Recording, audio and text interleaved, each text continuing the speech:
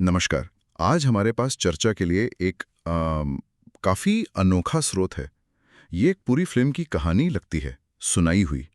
शीर्षक है क्रिश 4, जादू के सूर्य की यात्रा। ऐसा लगता है जैसे किसी ने पूरी फिल्म को शब्दशः बयान कर दिया हो। हर सीन, हर डायलॉग। तो आज हम इसी कहानी की गहराइयों में उतरेंगे। देखेंगे कि इसमें क्या खास मोड़ आते हैं, कौन सी बातें इसे आगे बढ़ाती हैं और शायद कुछ गहरे मतलब भी छुपे हों। कहानी की शुरुआत होती है मुंबई में। दोपहर का समय है, शहर अपनी रफ्तार में है। तभी अचानक सूरज टिमटिमाता है। कुछ पलों के लिए जैसे रोशनी कम हो जाती है। और ठीक उसी वक्त क्रिश एक कंस्ट्रक्शन साइट पर लोगों को बचा रहा होता है। लेकिन उसे एक पल के लिए वो अपनी ताकत में अजीब सी कमी महसूस होती है। जैसे ही सूरज ठीक होता है, उसकी ताकत लौट आती है। वो आसमान की तरफ देखकर बुदबुदाता है, कुछ तो गड़बड़ है। ये शुरुआत काफी दमदार है। सूरज की टिमटिमाहट और उसका सीधा असर क्रिश की शक्तियों पे पड़ना, ये तुरंत एक बड़ा सवाल खड़ा कर देता है। ये सिर्फ एक इत्तेफाक नहीं लगता, ये कहानी के मुख्य संघर्ष की तरफ इशारा है कि क्रिश का कनेक्शन सिर्फ पृथ्वी से नहीं, शायद ब्रह्मांडीय लेवल पर है। बिल्कुल। और मामला और भी सीरियस हो जाता है उसी रात। रोहित मेहरा की लैब में, जो सालों से बंद थी, एक पुराना एलियन डिवाइस अचानक चालू हो जाता है। एक होलोग्राम बनता है और वो जादू है। जादू, लेकिन वैसा नहीं जैसा हमने उसे देखा था। हाँ, बिल्कुल नहीं। उसकी स्किन पीली पड़ गई है, वो बहुत कमजोर दिख रहा है और कांपती हुई आवाज में कहता है, कृष्णा, हमारी मदद करो, हमारी रोशनी बुझ रही है। और बस कनेक्शन टूट जाता है। ओह, जादू की इस तरह वापसी, उसकी ये हालत और मदद की गुहार, ये कहानी को फौरन एक इमोशनल एंगल दे देता है। ये सिर्फ एक सुपर हीरो मिशन नहीं रह जाता फिर। और कृष्णा का वो संकल्प, जैसा कहानी में आता है कि जादू ने एक बार हमारे परिवार को बचाया था, अब हमारी बारी है, ये मिशन को बहुत पर्सनल बना देता है। सही कहा।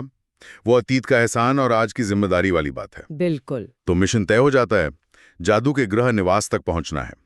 रोहित मेहरा इसरो के साइंटिस्ट के साथ मिलकर एक प्लान बनाते हैं। वो एक रीडेवलप्ड एलियन डिवाइस, कहानी में उसे ओमनी एरे कहा गया है। शायद कोई पावरफुल एंटीना या ऐसा कुछ होगा। हाँ, कम्युनिकेशन डिवाइस जैसा। उसका इस्तेमाल करके निवास तक एक वर्म होल खोलेंगे, मतलब स्पेस में एक शॉर्टकट। हाँ, लेकिन इसमें एक बड़ा पेच है। क्या? वर्म होल सिर्फ 7 मिनट के लिए खुला रहेगा। सिर्फ 7 मिनट? हाँ, 7 मिनट। ये टाइम लिमिट कहानी में जबरदस्त टेंशन डाल देती है। ये सिर्फ एक टेक्निकल चैलेंज नहीं है, ये हर सेकंड को कीमती बना देता है। और प्रिया की चिंता, 7 मिनट, एक गलत कदम और तुम हमेशा के लिए खो जाओगे, ये खतरे को और साफ कर देती है। हाँ, वो डर बिल्कुल असली लगता है। पर कृष्णा का जवाब, वो भी उसके कैरेक्टर को दिखाता है। बिल्कुल। वो कहता है, अगर मैं नहीं गया तो जादू के लोग और शायद पृथ्वी भी वैसे ही खो जाएंगे। ये दिखाता है कि उसका किरदार कितना बड़ा हो गया है। वो अब सिर्फ एक शहर का रक्षक नहीं है। सही बात है। अब वो 2 दुनियाओं की उम्मीद बन गया है। हाँ। खैर, क्रिश वर्महोल के जरिए एक तूफानी सफर करके निवास ग्रह पर पहुंच जाता है।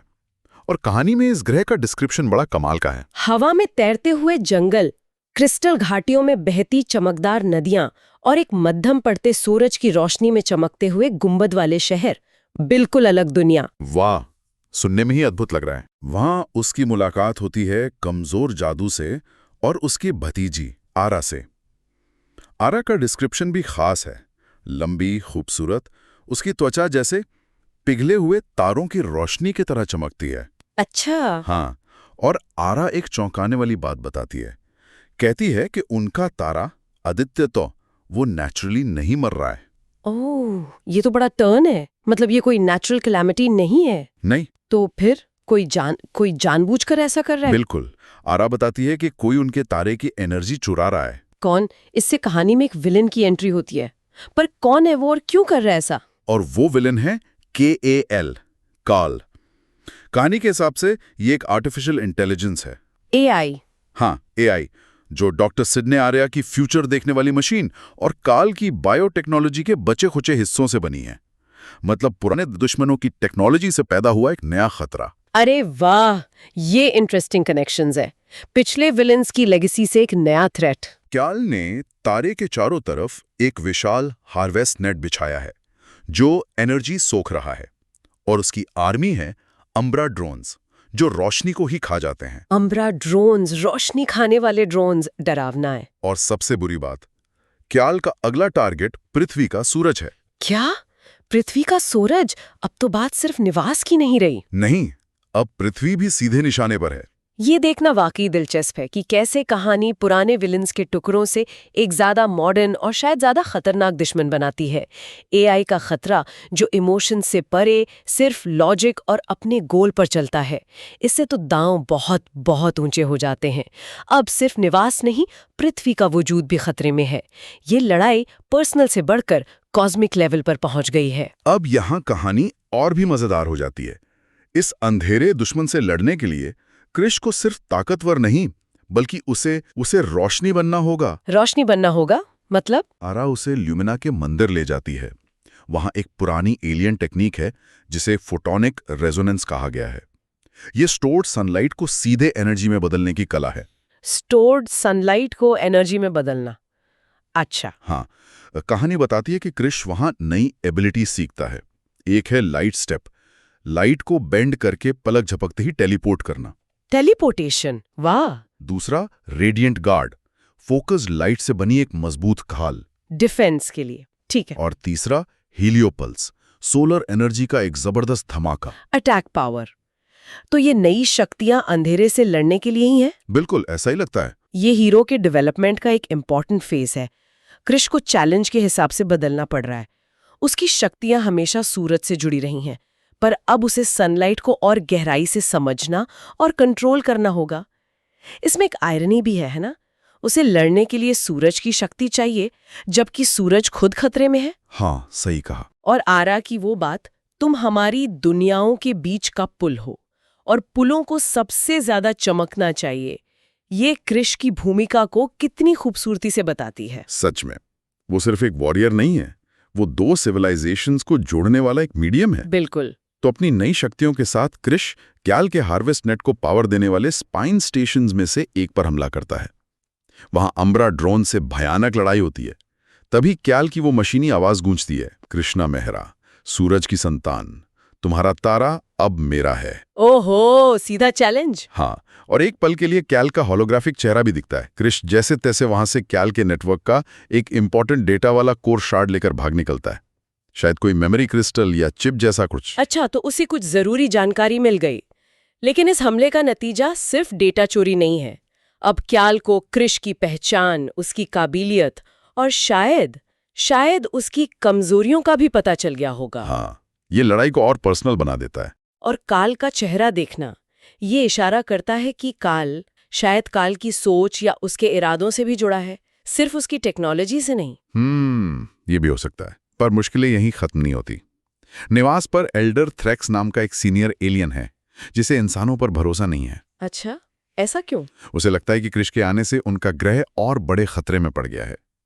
कहानी के मुताबिक वो चुपके से कृष के ठिकाने की जानकारी काल को दे देता है। क्या? धोखा।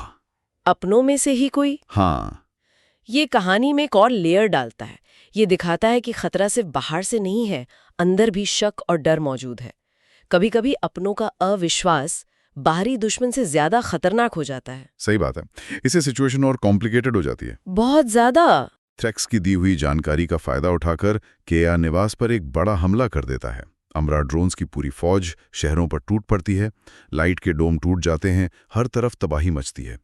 इसी अफरा तफरी में जादू कुछ एलियन बच्चों को बचाते हुए बुरी तरह घायल हो जाता है। ओ नहीं। जादू।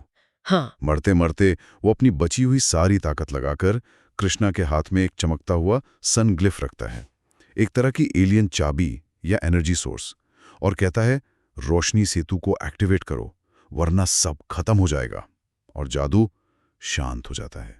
जादू का बलिदान, ये कहानी का सबसे इमोशनल मोमेंट है। उसका जाना कृष्णा के लिए एक बहुत बड़ी पर्सनल चोट है और सुनने वालों को भी झकझोर लेता है। जादू का किरदार हमेशा से कृष की कहानी का एक अहम हिस्सा रहा है और उसका आखिरी काम वो सनग्लिफ देना और रोशनी सेतु का जिक्र करना एक आखिरी उम्मीद जगाता है। हाँ, पर सवाल यह है कि ये रोशनी सेतु आखिर है क्या? बिल्कुल, ये क्या चीज है? इसका जवाब मिलता है पृथ्वी पर। रोहित मेहरा जो लगातार इसरो के साथ काम कर रहे हैं, वो पता लगाते हैं कि रोशनी सेतु निवास के तारे के चारों ओर मौजूद एक पुरानी बंद पड़ी एलियन ऑर्बिटल रिंग है। एक ऑर्बिटल रिंग? हाँ तारे के चारों ओर? हाँ, ये रिंग तारे की बची खुची एनर्जी को कई गुना बढ़ाकर हार्वेस्ट नेट को तबाह कर सकती है। अच्छा, तो ये है तरीका केल को हराने का? हाँ, लेकिन इसे एक्टिवेट कैसे करेंगे? उसके लिए 3 चीजें एक साथ चाहिए। पहली, निवास के पास मौजूद वो एलियन रिंग। दूसरी, पृथ्वी का ग्लोबल सैटेलाइट नेटवर्क। पृथ्वी का नेटवर्क? मतलब दोनों दुनियाओं को मिलकर काम करना होगा। हाँ, और तीसरी? तीसरी क्या? एक ऐसा मीडियम जो ह्यूमन और एलियन दोनों हो और जो खुद सूरज की रोशनी को एब्जॉर्ब करके उसे चैनल कर सके। एक ह्यूमन एलियन मीडियम जो सनलाइट चैनल कर सके। और वो मीडियम कृष है। बेशक। बेशक। यहाँ आकर कहानी के सारे धागे जैसे जुड़ जाते हैं। पृथ्वी और निवास का फ्यूचर एक दूसरे से जुड़ा है। रोहित का साइंटिफिक दिमाग फिर से काम आता है और कृष की यूनिक हेरिटेज, इंसान और एलियन का मिक्स, उसे ही इस मुसीबत का हल बनाती है। बिल्कुल। ये बात साफ हो जाती है कि वो सिर्फ एक प्रोटेक्टर नहीं, बल्कि सच में 2 दुनियाओं के बीच का एक जीता जागता पुल है। उसकी डेस्टिनी अब पहले से कहीं ज्यादा बड़ी है। और फिर शुरू होता है फाइनल क्लाइमैक्स। निवास के बचे खुचे एलियन जहाज ऑर्बिट में तैयार होते हैं। पृथ्वी पर सारे सैटेलाइट्स अलाइन होते हैं। प्रिया ग्लोबल पावर ग्रिड से स्टोर्ड सोलर एनर्जी को स्पेस में भेजने का ऑर्डर देती है। वाह, मतलब पूरा प्लैनेट एक साथ आ रहा है। हाँ। और कृष एक लिविंग एलियन शिप पर सवार होता है। कहानी में उसका नाम स्वर गाड़ी बताया है, शायद साउंड या एनर्जी से चलने वाला यान, और वो मरते हुए तारे की तरफ बढ़ता है। स्वर गाड़ी, इंटरेस्टिंग नाम है। वहां कैल अपना फाइनल फॉर्म लेता है। हजारों आम्ब्रा ड्रोन से घिरा एक विशाल घूमता हुआ काला प्रिज्म जो रोशनी को बस निगल रहा है। कैल ऐलान करता है, रोशनी ईंधन है। रोशनी ईंधन है, ये उसकी फिलॉसफी है। क्रिस जवाब देता है, उसका सूट नई एनर्जी से एक छोटे सूरज की तरह चमक रहा है। नहीं, रोशनी जीवन है। क्या बात है, रोशनी जीवन है। वो सनग्लिफ का इस्तेमाल करके रोशनी सेतु को एक्टिवेट करता है। पृथ्वी और एलियन रिंग से एनर्जी की धाराएं उसके शरीर से होकर गुजरती हैं। वो सचमुच एक लिविंग लाइट ब्रिज बन जाता है। लिविंग लाइट ब्रिज, कमाल का विजुअल होगा ये। और फिर एक आखिरी आंखें चौंधिया देने वाले धमाके में कृष अपनी सबसे पावरफुल एबिलिटी हेलियोनोवा का इस्तेमाल करता है। ये एनर्जी का महाविस्फोट हार्वेस्ट नेट को टुकड़े टुकड़े कर देता है और बुझते हुए तारे आदित्यतों को फिर से जला देता है। हेलियोनोवा, तारे को फिर से जला दिया। कहानी में इस क्लाइमैक्स का डिस्क्रिप्शन वाकई शानदार है। ये सिर्फ एक्शन और स्पेशल इफेक्ट्स का मामला नहीं है, ये कहानी के कोर आइडिया का सिंबल भी है। Light versus darkness, life versus consumption. Krish अपनी ब्रिज वाली भूमिका को एकदम पीक पर ले जाता है। 2 दुनियाओं की एनर्जी को अपने अंदर लेकर बुराई को खत्म करता है। बिल्कुल। और उसका वो जवाब, रोशनी जीवन है, ये इस लड़ाई के आइडियोलॉजिकल पहलू को भी हाईलाइट करता है। सही कहा। इसके बाद निवास पर रोशनी लौट आती है, आसमान फिर से नीला हो जाता है, नदियां चमकने लगती हैं, एलियन लोग खुशी से झूम उठते हैं। और जादू पूरी तरह ठीक होकर कृष्णा को गले लगाता है। जादू वापस आ गया, ये सुनकर बहुत अच्छा लगा। हाँ। और पृथ्वी पर प्रिया सनराइज देखती है और राहत भरी मुस्कान के साथ फुसफुसाती है, उसने कर दिखाया। कृष्णा कुछ हफ्तों बाद घर लौटता है। मुंबई की एक छत पर सुबह की सुनहरी धूप शहर पर पड़ रही है। वो अपना मास्क उतारता है और प्रिया का हाथ थामता है। प्रिया कहती है, रोशनी लौट आई। कृष जवाब देता है, ये हमेशा लौटेगी जब तक हम इसकी रक्षा करते हैं। एक सुकून देने वाला अंत। कहानी लाइट और होप की रक्षा के थीम पर खत्म होती है, जो कृष की पूरी जर्नी का निचोड़ रहा है। 2 दुनियाओं को बचाने का मिशन पूरा हुआ और हीरो घर लौट आया है, लेकिन शायद एक बदले हुए नजरिए के साथ। लेकिन रुकिए, कहानी यहाँ पूरी तरह खत्म नहीं हुई है। अच्छा, और क्या है? एक पोस्ट क्रेडिट सीन भी है। गहरे स्पेस में एक अनजान एस्टेरॉयड के अंदर काल के कोर का एक छोटा सा टुकड़ा टिमटिमाता है। एआई की धीमी डरावनी आवाज सुनाई देती है, अगला सोल। सोल मतलब हमारा सूरज? हाँ, हमारा सूरज। तो जाहिर है खतरा अभी टला नहीं है। काल का एक हिस्सा बच गया है और अब उसका निशाना सीधा पृथ्वी का सूरज है। लगता तो यही है। विश्व की एक असाधारण यात्रा दिखाती है, न सिर्फ प्लैनेट्स के बीच की दूरी तय करने की, बल्कि पावर, जिम्मेदारी और शायद खुद को खोजने की भी। हाँ। केएल के रूप में टेक्नोलॉजी से जन्मा खतरा अलग अलग सिविलाइजेशन के बीच कोऑपरेशन की जरूरत, बलिदान का मोल और आखिर में उम्मीद की जीत, ये सब पहलू इसे काफी दिलचस्प बनाते हैं। हाँ, इसमें कई परतें हैं और यहाँ ये देखना भी इंटरेस्टिंग है कि कहानी साइंस फिक्शन एलिमेंट्स जैसे स्पेस ट्रैवल, एलियंस, एआई, इनको सुपर हीरो एक्शन और गहरे इमोशनल दांव जैसे जादू की जान, पृथ्वी का फ्यूचर, इनके साथ कैसे मिलाती है। क्रिश सीरीज में लाइट वर्सेस डार्कनेस का जो थीम बार बार आता है, उसे यहाँ एक कॉस्मिक कैनवास पर पेश किया गया है। सही। और केएल का नजरिया जो रोशनी को सिर्फ फ्यूल मानता है और क्रुश का विश्वास कि रोशनी जीवन है, ये कहानी के सेंटर में एक बहुत जरूरी आइडियोलॉजिकल क्लैश पैदा करता है। क्या हम एनर्जी को सिर्फ इस्तेमाल की चीज मानते हैं या जीवन का स्रोत? हाँ, ये एक गहरा सवाल है और अंत में एक विचार छोड़ जाते हैं सबके लिए। कहानी का विलन केएल, वो लाइट को यानी एनर्जी को सिर्फ इस्तेमाल करने और खत्म करने वाली चीज समझता है। क्या ये हमारे अपने समाज के एनर्जी सोर्सेज के प्रति रवैये पर एक इनडायरेक्ट कमेंट हो सकता है? सोचने वाली बात है। कहानी शायद हमें ये सोचने पर मजबूर करती है कि क्या डेवलपमेंट का मतलब हमेशा कंजम्पशन ही होता है या बैलेंस और बचाव का कोई और रास्ता भी मुमकिन है? बिल्कुल। बस एक विचार, अगली बार तक।